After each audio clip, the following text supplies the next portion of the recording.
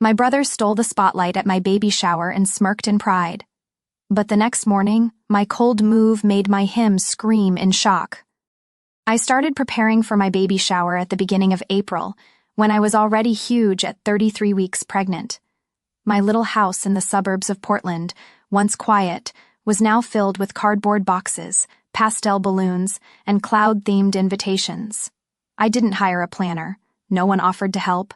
I handled everything myself, every dish, every ribbon, every soft track I picked to play as the guests arrived. I ordered a vanilla cake with lavender buttercream from my favorite bakery.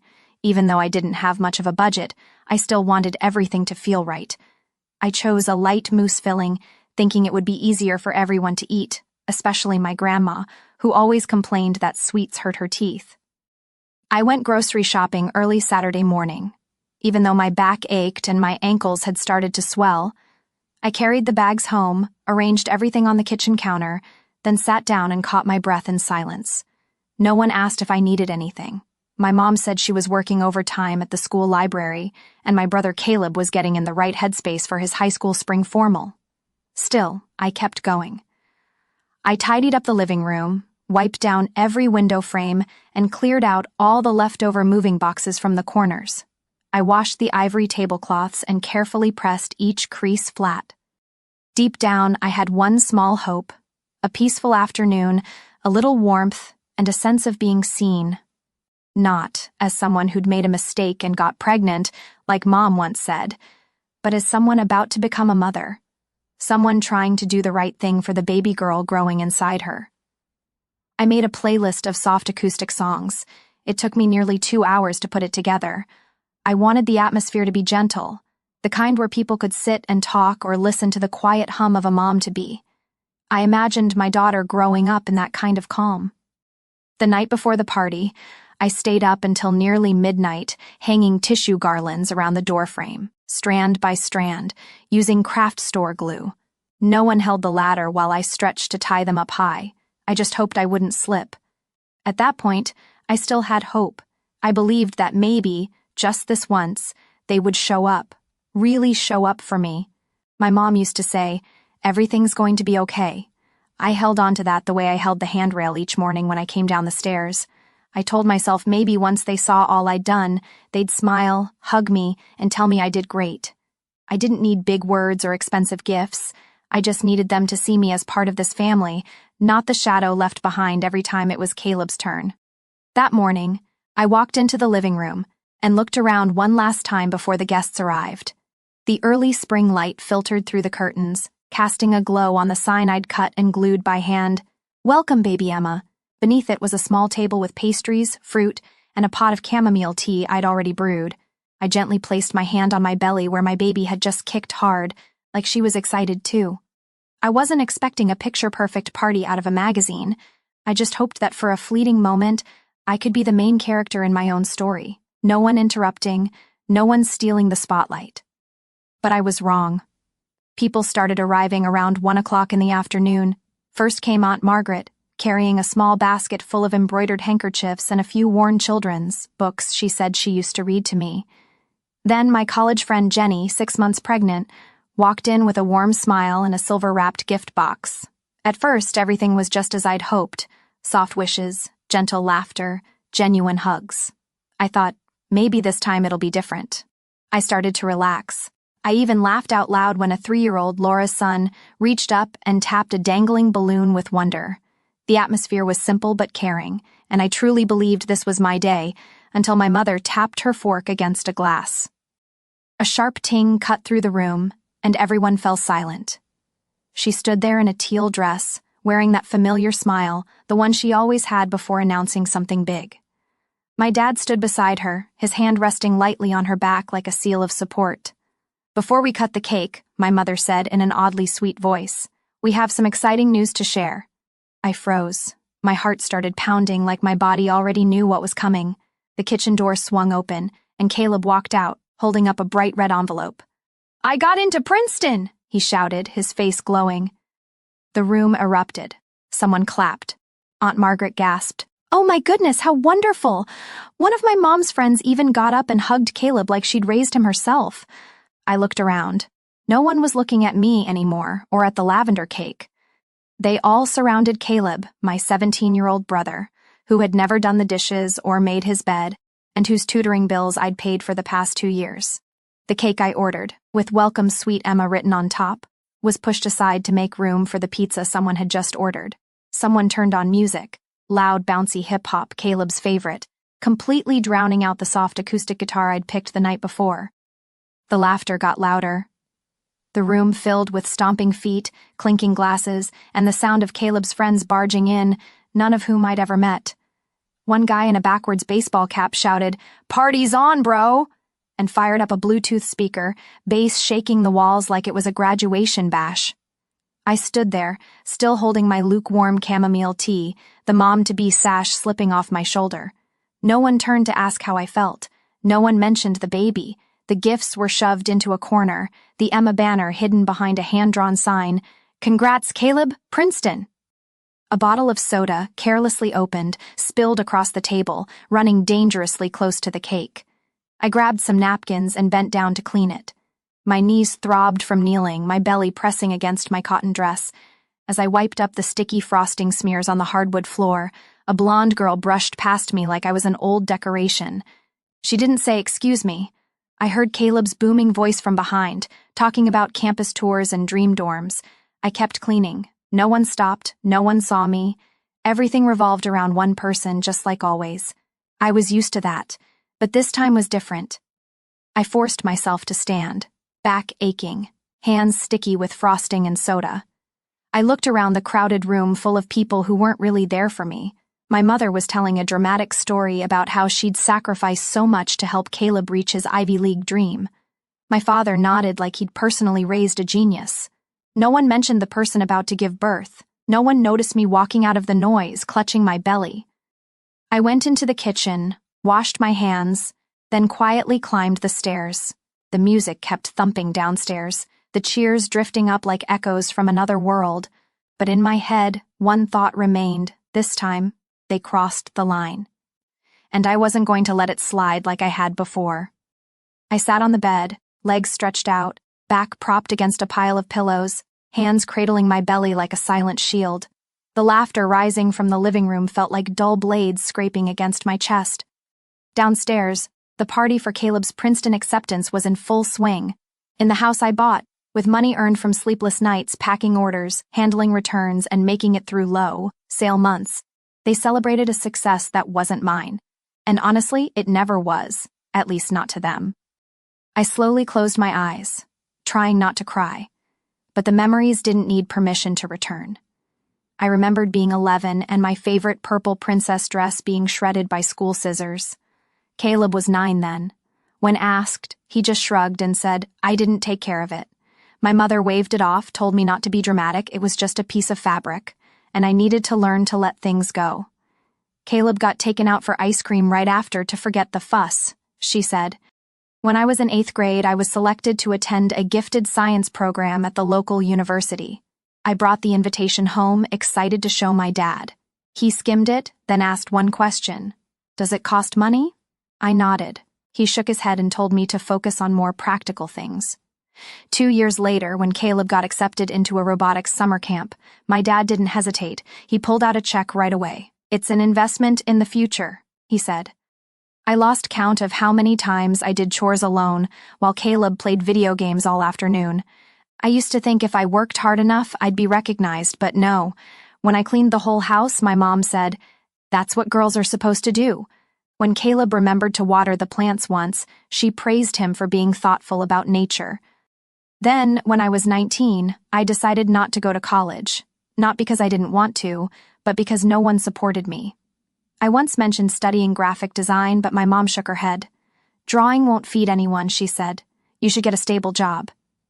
So, I applied at a print shop and spent my evenings building an online store selling handmade decor. I did everything myself, learned product photography, search engine optimization, customer service. No one asked if I was tired. When the store started bringing in steady income, I saved enough to put a down payment on this little house. The one I live in now. The one they moved into without asking. After I gave them a tour to show off what I'd accomplished, I remember my mom's face so clearly.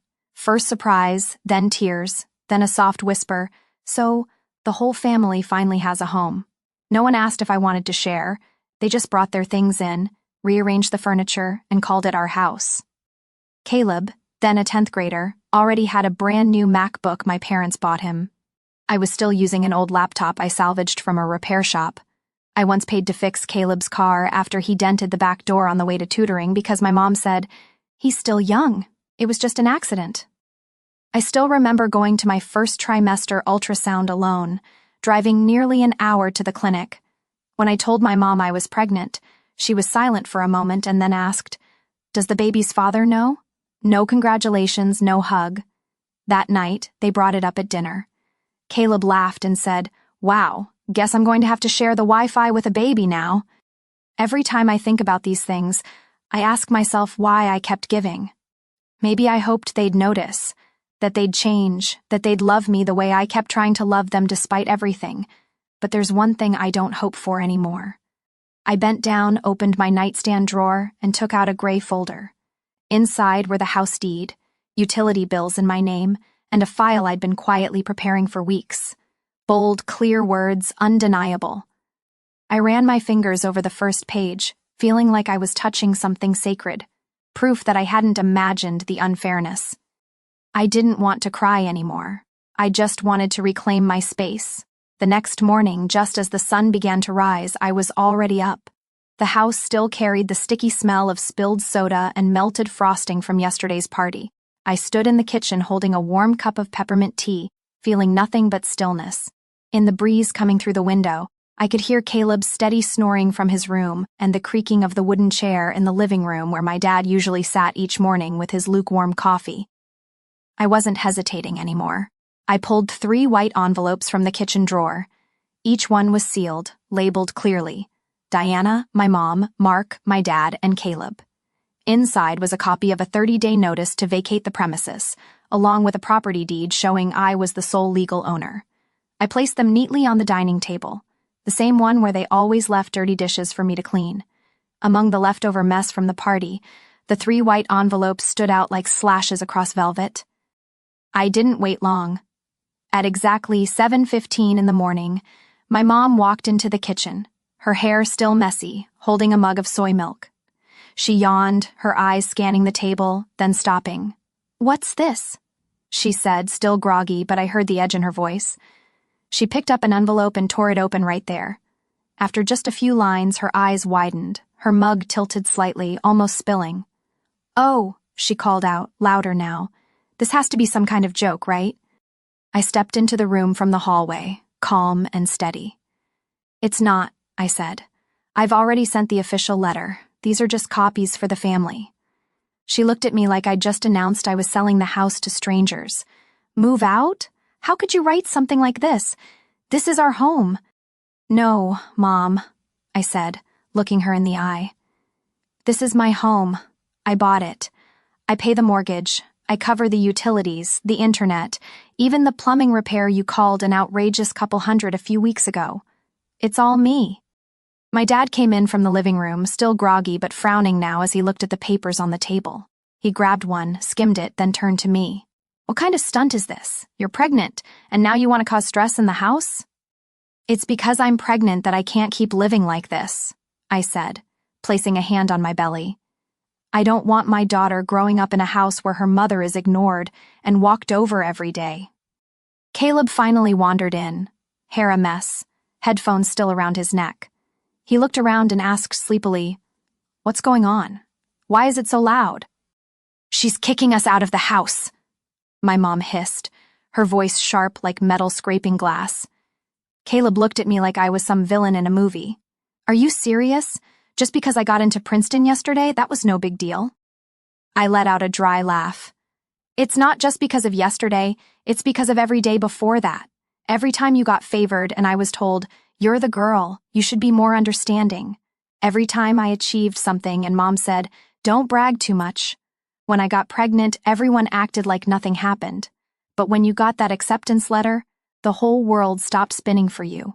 My dad tried to smooth things over. "Come on, Allison. Everyone says things they don't mean. Don't blow this out of proportion."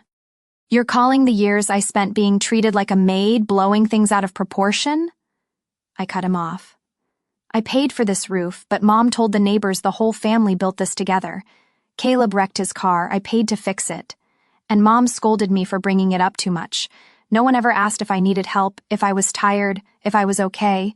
And then when I threw a party for myself, the whole family turned it into someone else's stage.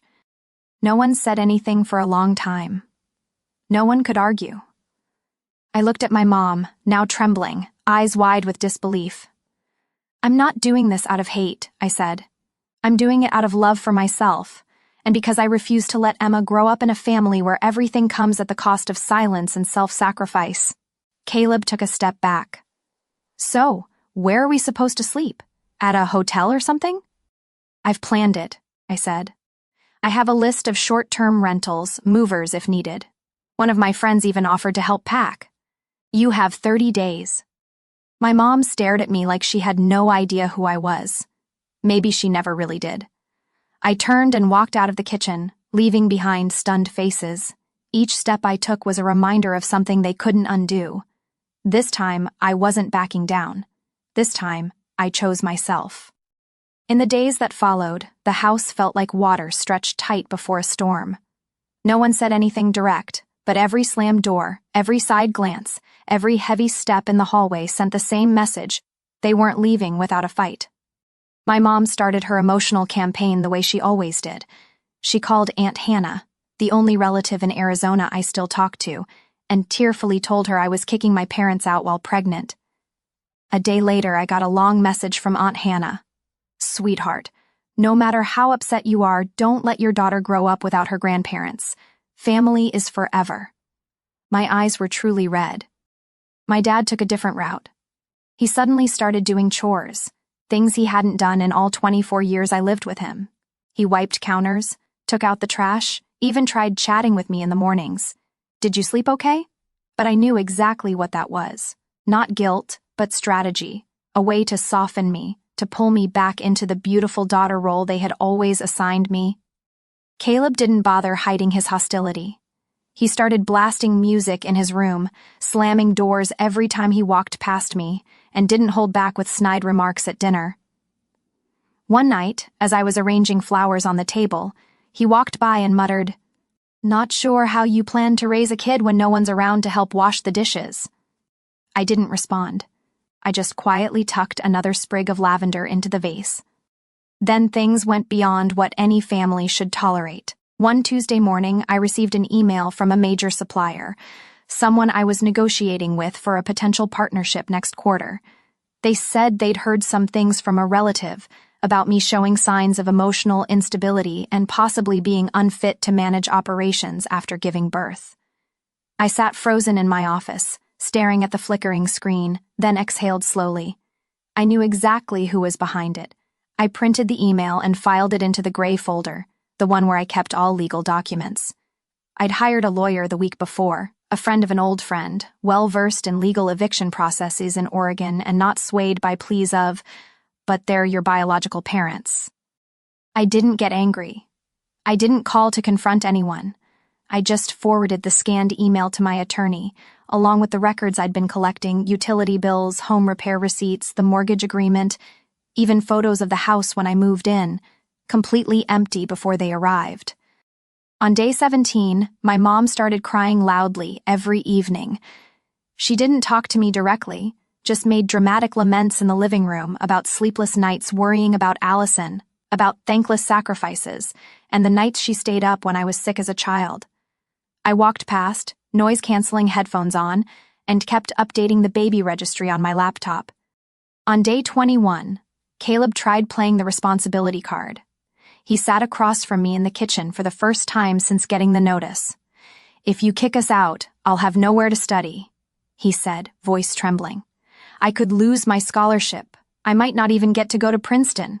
I looked at him, not angry, not sympathetic. "I know how that feels," I said. "I didn't have anyone supporting me when I wanted to go to college either. And you know what? I still made it." On day 24, they stopped talking altogether.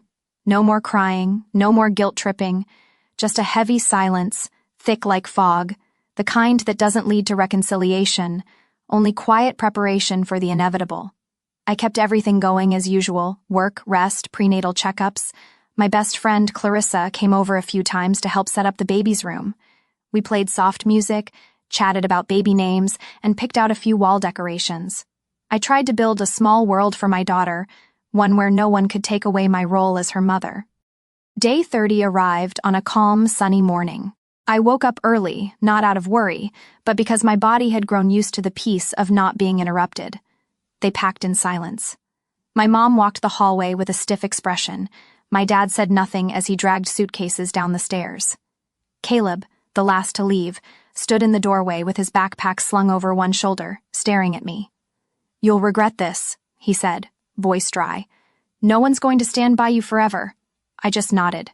"And I don't need anyone standing beside me to be myself." The door closed behind them, and for the first time in years, the house felt bigger, brighter, not just because the furniture was gone, but because the heaviness had left with them. It's been over a year since that door shut behind them, and my little house has finally learned how to breathe again. Every morning I make coffee in a kitchen that's no longer cluttered with dirty mugs or misplaced dish rags. Every night I rock Emma to sleep in a room glowing with soft light, her name hand-stitched and hanging on the wall, not hidden behind a "Congrats Caleb" banner or anyone else's shadow. Emma is a calm but fierce little girl with my eyes, and the same dimpled cheeks my dad used to have. Every time I look at her, I know I made the right choice, not because of what I avoided, but because of what I've built, a real home. My business is steady. After giving birth, I took a month off and returned gradually, not because I had to, but because I wanted to. I've hired a delivery assistant and a part-time order manager. My small online shop is now listed among the city's trusted local businesses. I'm not chasing flashiness, but it's enough to keep me from worrying about bills anymore. As for my old family, news still trickles in the way it always has, through distant relatives who don't really care about me but love to gossip. I heard Caleb dropped out after his first semester at Princeton, not because of grades, but because he couldn't handle living on his own. He wasn't used to cooking, doing laundry, managing his own schedule, or handling anything I used to silently take care of. While his classmates were applying for internships, Caleb was still struggling to build a timetable that didn't have overlapping classes. I didn't feel vindicated, but I wasn't surprised either. After leaving my house, my parents moved in with my uncle in Salem. According to a cousin on my dad's side, they were given a small room and asked to get back on their feet. But within 6 months, tension erupted. My mom complained that the kitchen wasn't clean enough, while my dad refused to chip in for the electric bill, citing financial hardship. In the end, my uncle, once incredibly generous, asked them to leave. Since then, they've bounced around, sometimes in cheap motels, sometimes crashing with acquaintances, but nowhere lasted long. They never contacted me again, and I didn't try to reconnect either. Sometimes I still think about them, not with bitterness, but as a clear reminder, not every blood tie comes with real love. I gave them countless chances. I kept quiet, kept giving, sacrificed even the smallest things, hoping to be seen, to be acknowledged. But that recognition never came, only growing entitlement and ingratitude. I don't regret letting them go. In fact, it was the first time I chose myself without asking for permission. One early autumn afternoon, with the leaves turning on the trees out front, I pushed Emma's stroller to the park near our neighborhood. She loved the rustling leaves, watching squirrels dart past, and would giggle every time I whistled at the sparrows. People say time heals all wounds. I don't fully believe that. What healed me wasn't time, it was action. It was standing up, clearing out the toxic space around me, and saying enough, even when my voice shook. Emma is growing up in a kind of gentleness I never had. She'll learn that love doesn't come from silence or submission, that a woman doesn't need to carry an entire family to be worthy of affection, and that sometimes strength doesn't mean powering through. It means knowing when to let go. One day, while putting away her toys, I opened an old storage box and found a few baby shower cards from last year. Some messy handwriting, a few generic wishes, and a handful of gifts I couldn't even remember who gave. I closed the box and smiled. Those cards weren't the story of Emma's beginning. Her story started with me choosing her, choosing us, and building a home where we could both be seen.